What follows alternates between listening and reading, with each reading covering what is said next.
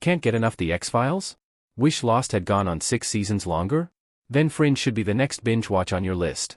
The sci-fi saga scratches the same itch as both of its legendary predecessors. Yet despite an impressive 5-season run, it doesn't have quite the same reputation as Lost or X-Files. It might not have reinvented the TV wheel like those shows, but it arguably carried on their legacy better than any of their successors. Like Lost, Fringe was co-created by J.J. Abrams, this time with Alex Kurtzman and Roberto Orci.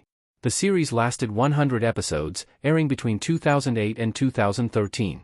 Like The X-Files, Fringe started out as an episodic sci-fi mystery thriller, before developing an overarching story and a complex mythology. It checks all the boxes for a must-watch of genre television. So, why doesn't the show have a stronger legacy of its own? Yes, Fringe has its share of hardcore fans. It did earn critical darling status by the end of its run in 2013.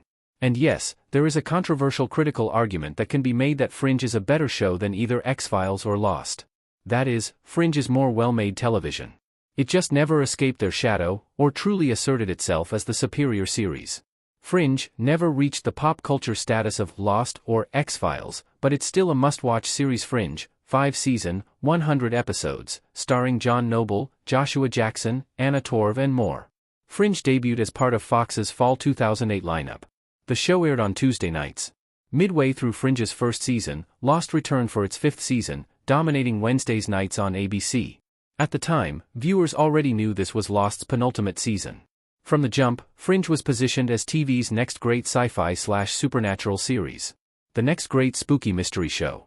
The implied promise was that as Lost wound down, Fringe would heat up, and the torch would be passed. That is what happened, sort of. Fringe did grow its audience and win over critics with each successive season. But it never became a pop culture phenomenon like Lost.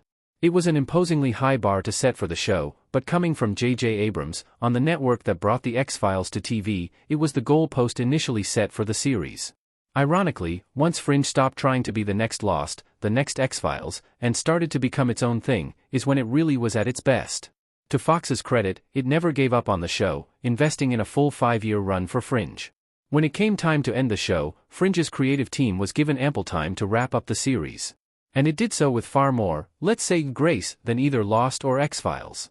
Fringe deserves more recognition for improving on the classic sci-fi TV formula. Did Fringe do it better than X-Files and Lost? The truth is, both X-Files and Lost are hot messes. The mythology of both shows is chaotic, and frankly, borderline incoherent. The reason fans love it is because of how each series drip-feeds its lore to the audience, keeping them on the hook from episode to episode. In retrospect, a certain degree of sense can be made out of all the details. But it was never artfully planned out. Those shows creatively flew by the seat of their pants way more than their creators like to admit. Fringe was much more elaborately, and coherently, plotted out. It was a harbinger of where TV was headed. Its parallel universe storyline got messy at times too, and it was far from perfect. But it was definitely an improvement on both of its predecessors in terms of how it approached its overarching storyline. Today, that's what makes it a gripping binge watch. Ultimately, Lost and The X-Files did things that TV hadn't done before. They were inventive series. Fringe was in the mold of those shows, as well as other hits like Supernatural and Buffy the Vampire Slayer. It refined the formula, rather than reinventing it.